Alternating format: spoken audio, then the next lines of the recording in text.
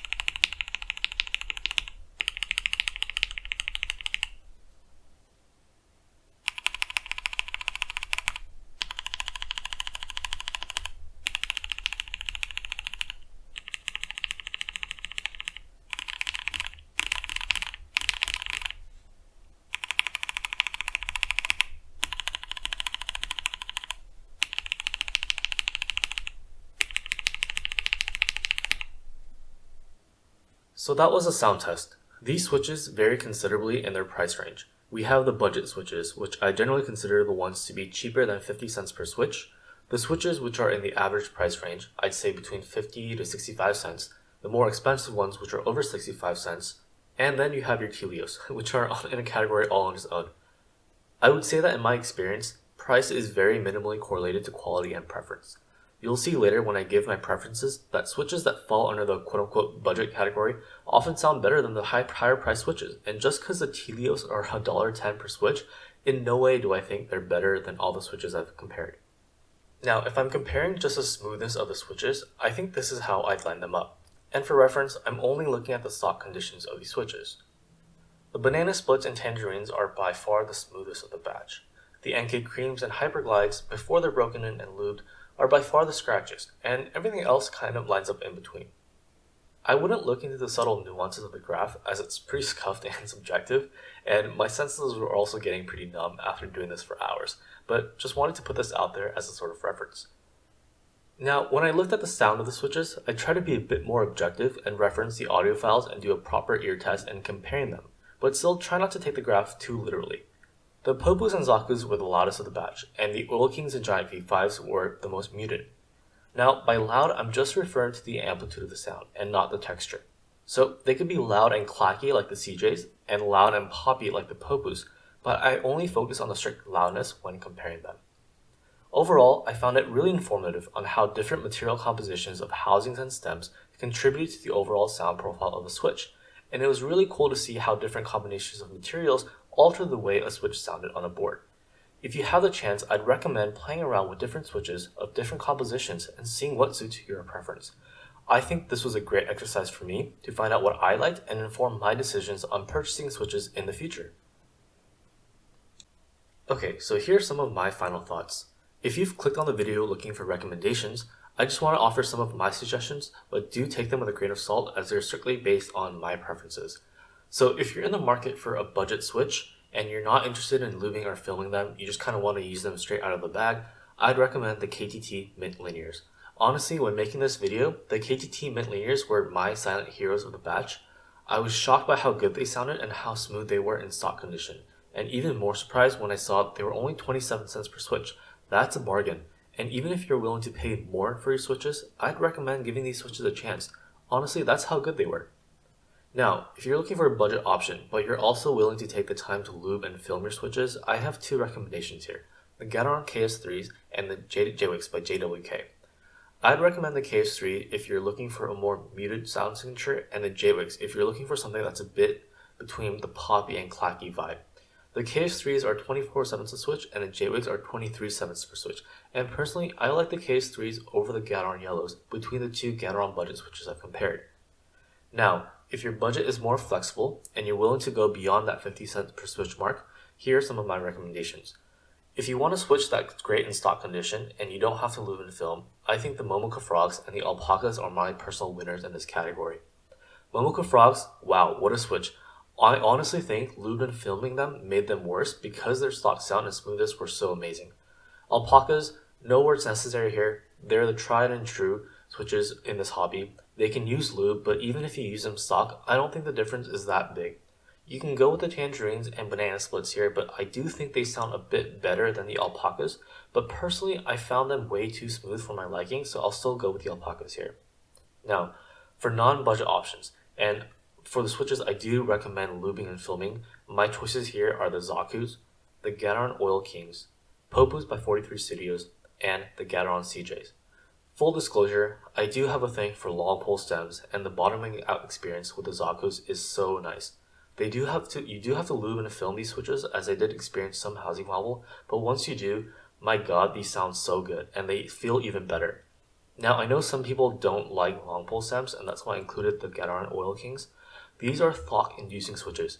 They have a thick bottoming out experience and a deep sound signature that I really enjoy, but I do recommend lubing and filming these switches as well, as there is some noticeable wobble, and the factory lube job is pretty inconsistent.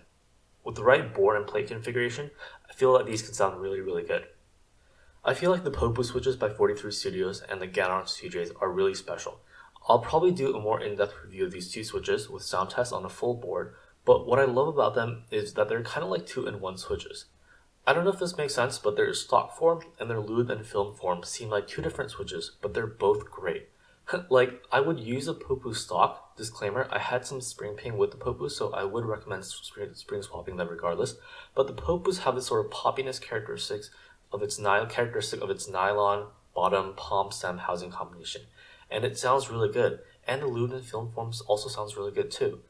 The Gateron CJs, I think, are more on the clackier side than the Popus, and I know Jay from Prototypist had a very interesting insight into how these switches change when you open them up, and so I've been pretty wary of doing that. But it sounds good stock, and it sounds good lube, and I think that's part of why I like these so much. In a linear switch market that's pretty much saturated with pretty similar sounding switches, I think switches like these do deserve a special shout out. So yes, those are some of my thoughts. If you have any questions or want to hear more of specific switches covered in this video, please feel free to leave a comment. I genuinely love to hear your thoughts on what sounded best to you. I'm working on a tactile version of this video, but still waiting on some switches, so that'll probably take another week or two. But yeah, I appreciate you watching. If you like the content, please feel free to like and subscribe, and I'll see you later.